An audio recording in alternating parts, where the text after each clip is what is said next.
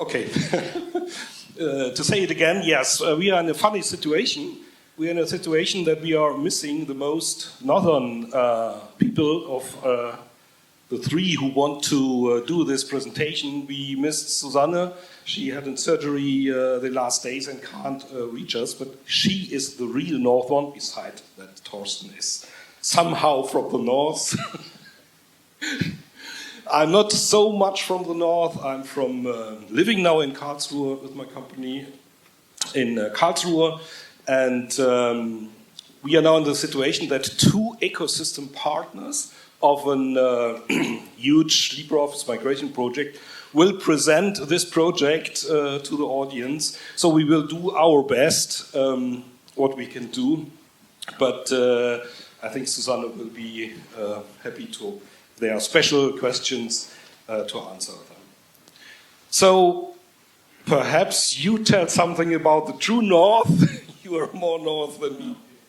Yeah, thank you. Right, so this is where it actually sits. It's the northernmost federal state of Germany, just north of Hamburg, where my company is based. So I'm kind of bordering with that.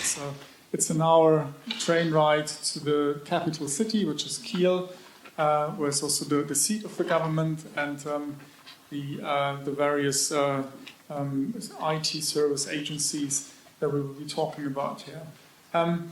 Government itself, as you can see, a total of 9 ministries, relatively slim if you look at governments, so that's always great to see, to do something lean.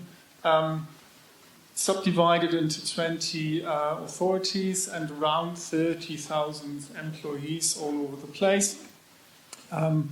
Right, so the goal, as has been set out a few years ago, is to migrate to open source, with the mission there to obtain data sovereignty.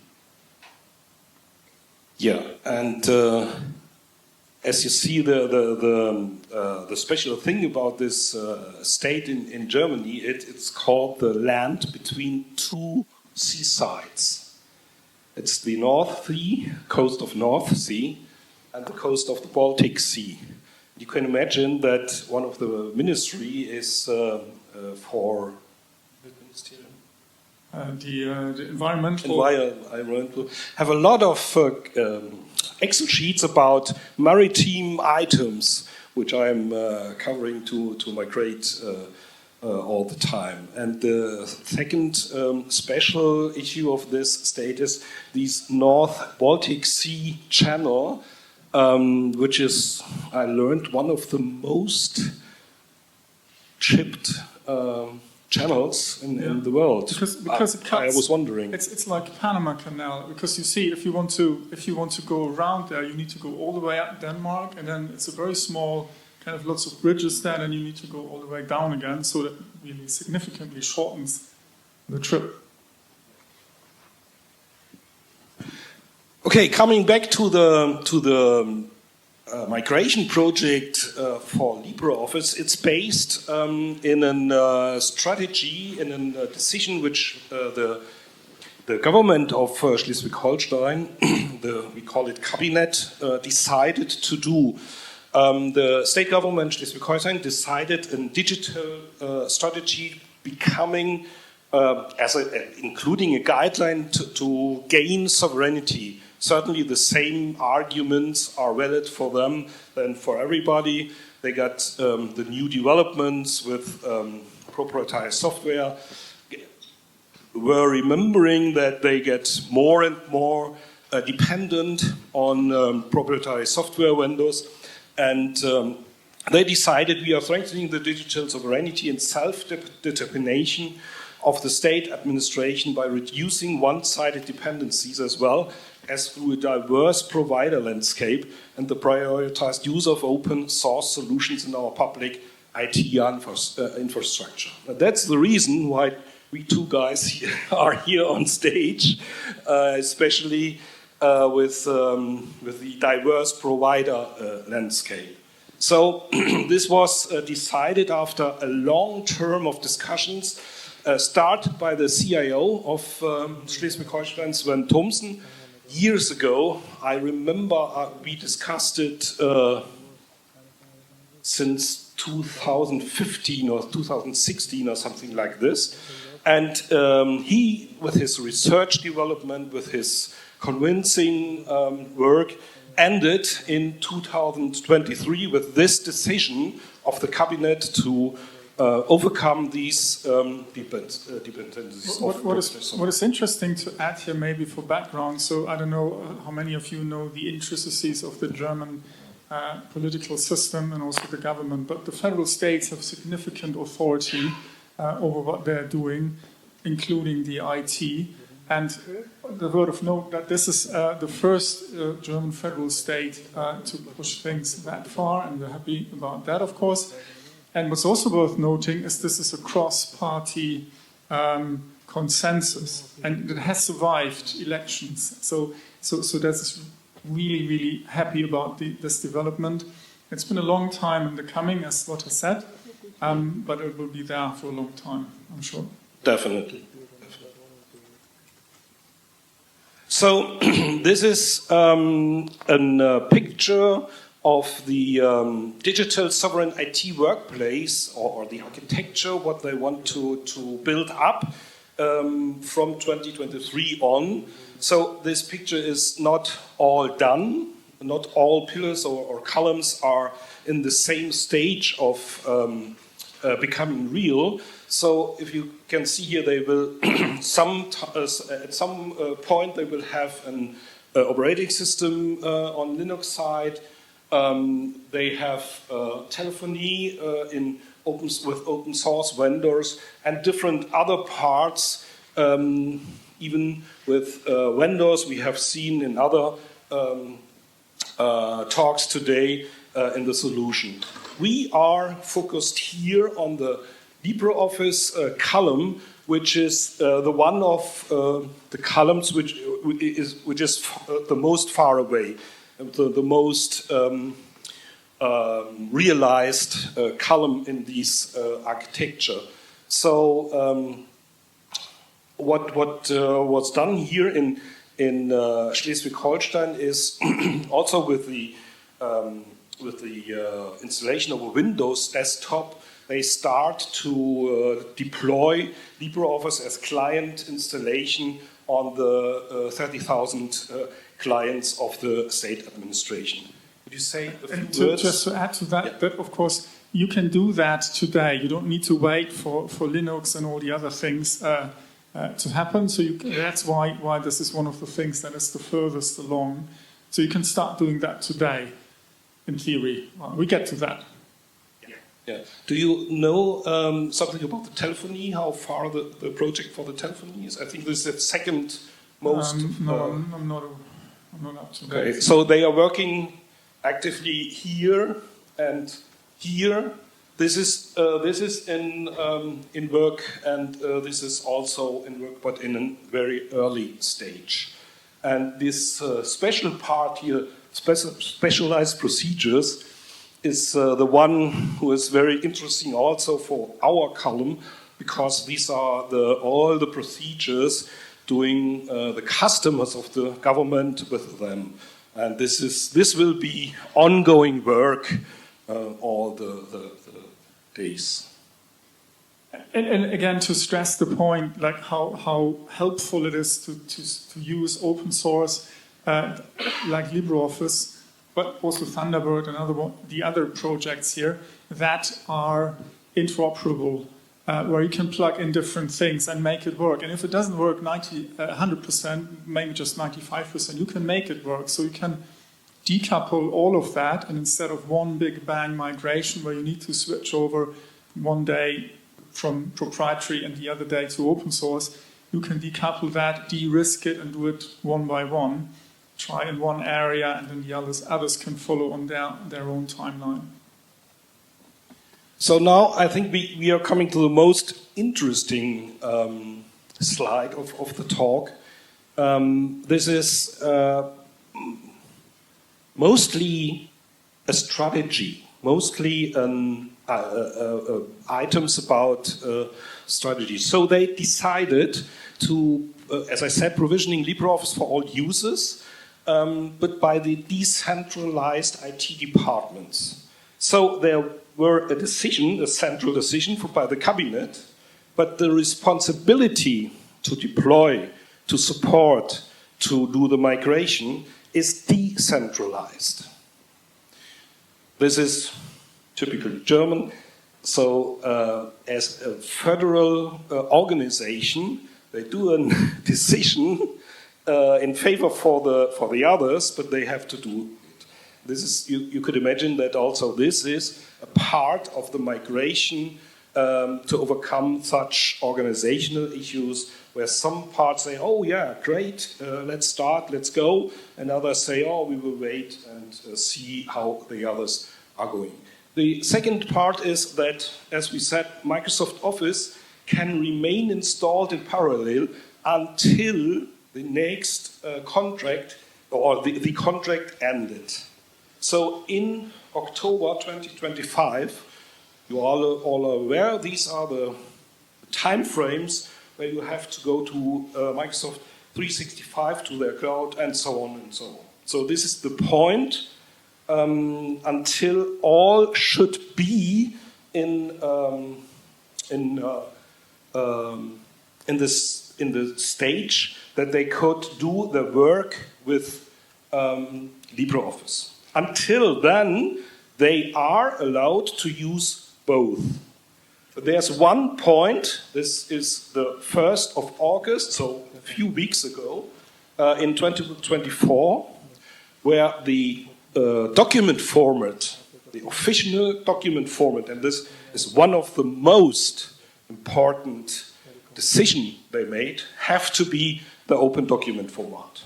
And open document format is produced by LibreOffice. I think I don't have to explain it. And you can imagine how smart that move was. If in theory you can use both, and of course people tend to use what they're used to, etc. But that move was really, really smart because suddenly all the new stuff, all the modern things, the up-to-date things, the quality of implementation, the experience and all of that, and also what you can do with those documents gets much, much better in comparison in LibreOffice. So there's a really large incentive now to use it.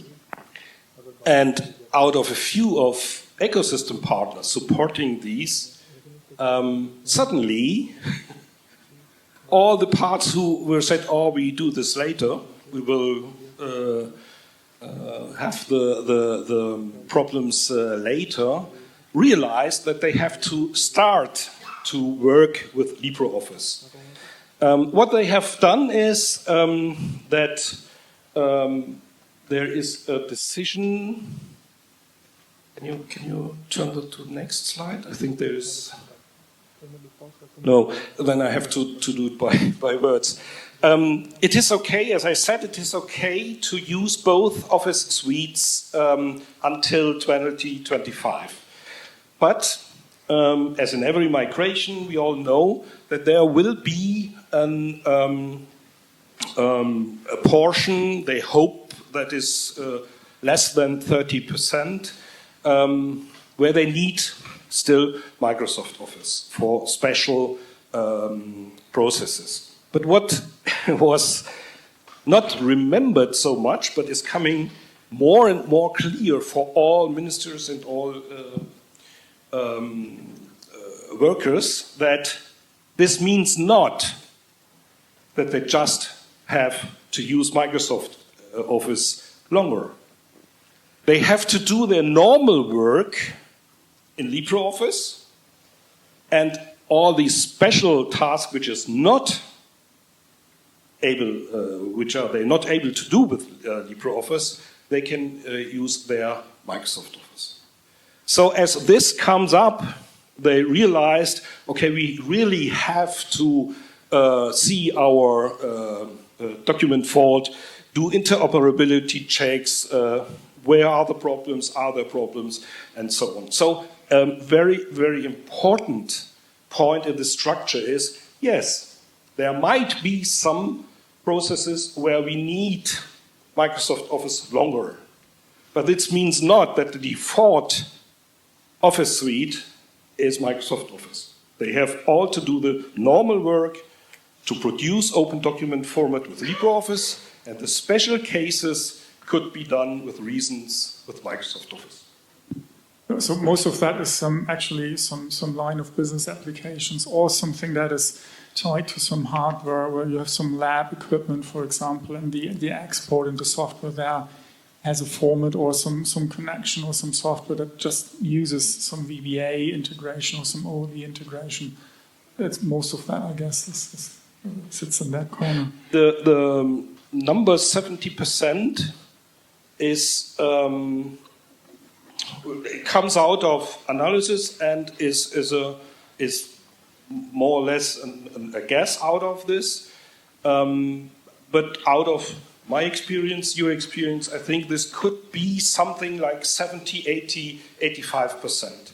So the experience shows that 10 to 15% of the workers of the client installations need additionally a Microsoft Office. And this is important. Afterwards, you have to care to reduce this percentage more and more over the years to get rid of this Microsoft Office suites.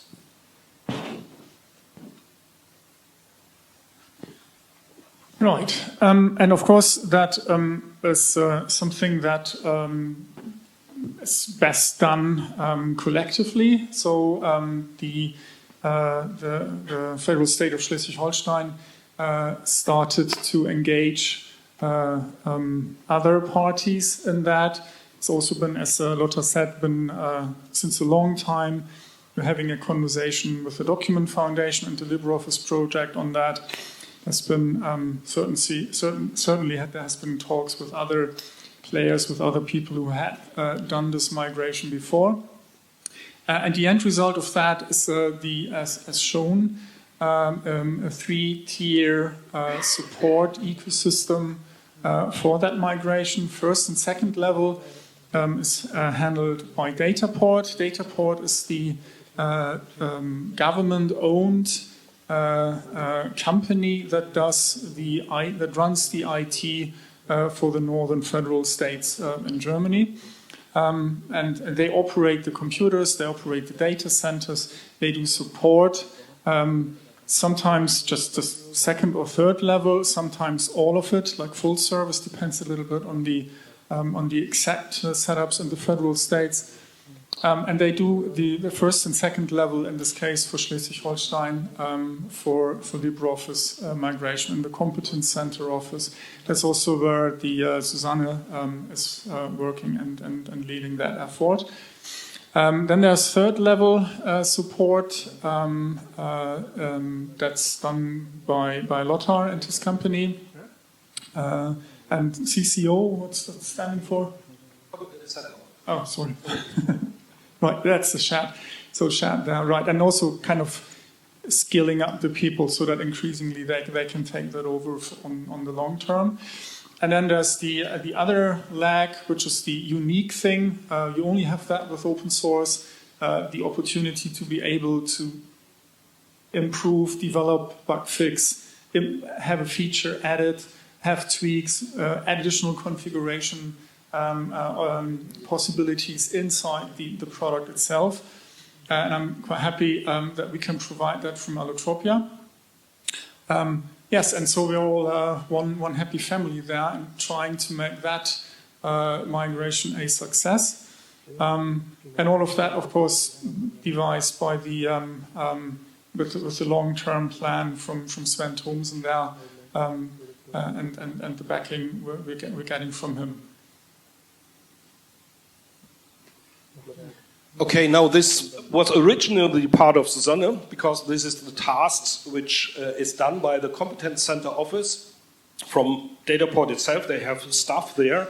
As you can see on the Competence Center office, it is not Competence Center LibreOffice or Competence Center Microsoft Office, so they are doing both. They are supporting both office suites. And this is very good. It was a good experience to have the supporter from the Microsoft Office suite as well in the team. So what are things they are doing. For example, what is very, very with a good response from the ministries is there are dedicated persons, resources who are going to one ministry. So in every ministry is sitting one dedicated person from Dataport who is the contact person for LibreOffice. And what they are doing are something called, I think it's written here, coffee shop workshops. So this is an informal getting together where you can reach in virtually or in person and ask questions. Every question is allowed, but it's I think it's sometimes it's needed because there are no questions, but they are interested for Susanne to prepare one item for explaining. For example, how is doing mail merge with writer? And she explaining 10 minutes or 15 minutes, how are you doing mail merge or templates or something like this, and the discussion is on. They can discuss hours about it. So what was very, with a very good feedback is this concept of coffee shop and dedicated persons in this ministry. There's a functional mailbox, so they have some contact persons where the workers or the dedicated persons can send in some requests or some bug reports or something like this, and we in the third level caring about this and giving direct answers to this.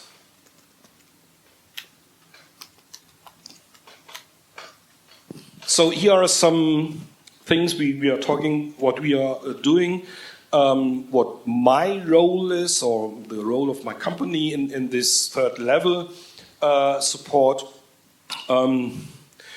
Interestingly, there were coming up some interesting questions in using two office suites in parallel.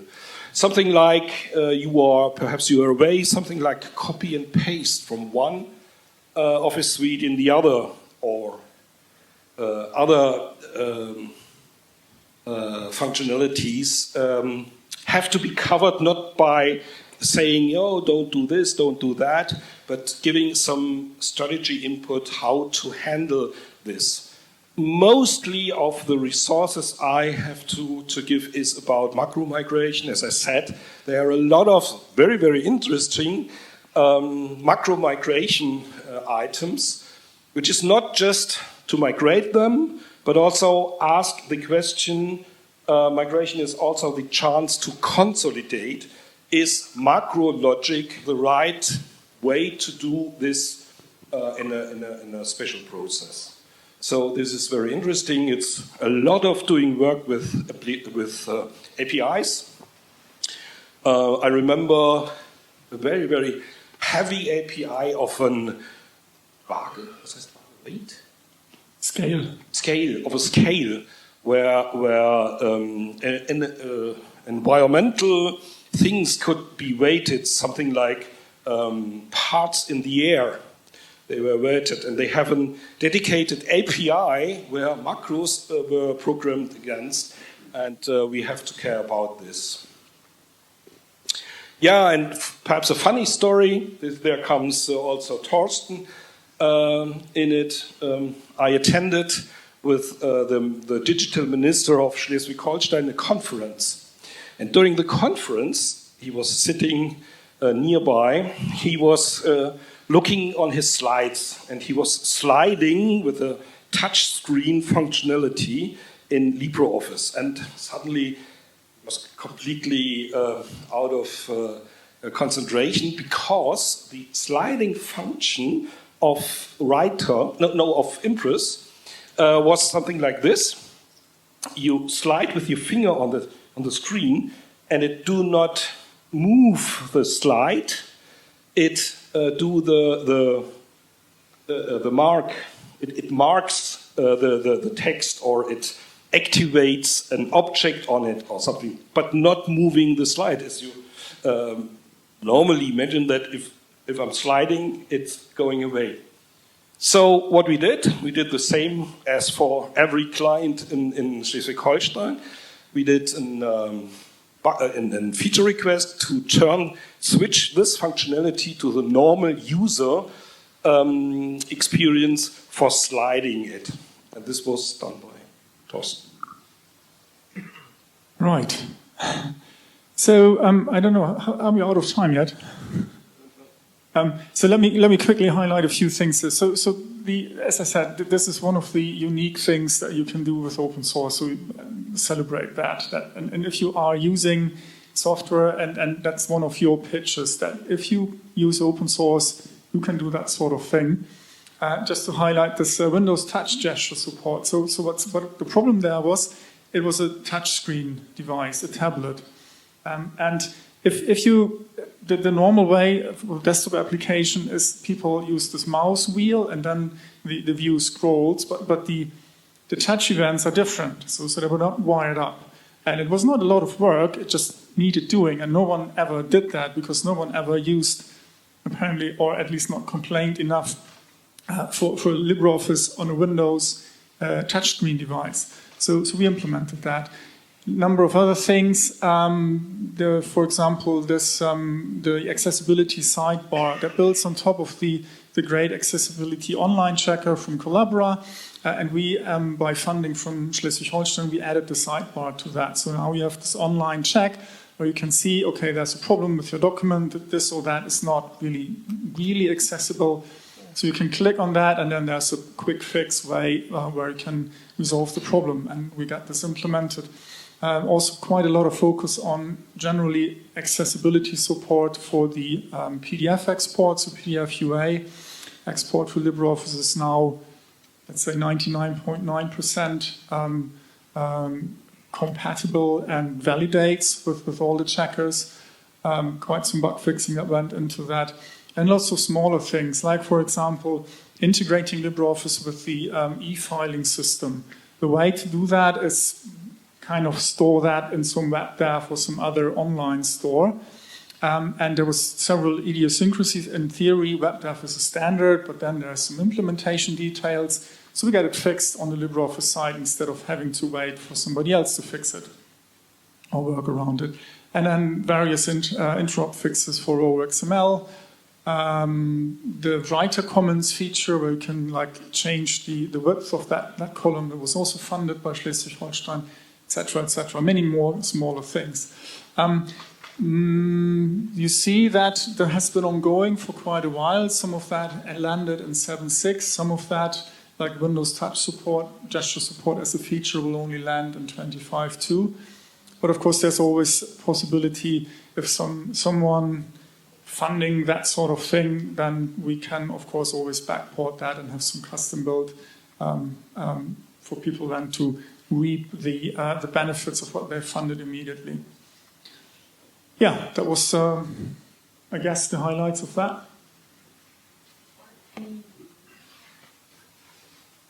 Okay.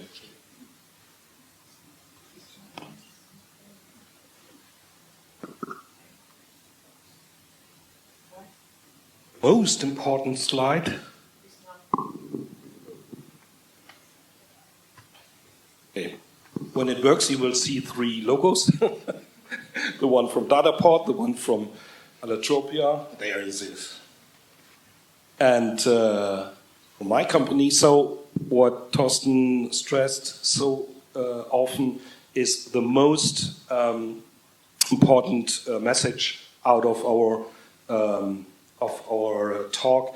What is possible with a migration project if you have the possibility to have ecosystem partners for open source who can do migration, consultancy, and development in the open source. Guess what will happen if you have to do with such problems with a proprietary Office suite. Thanks.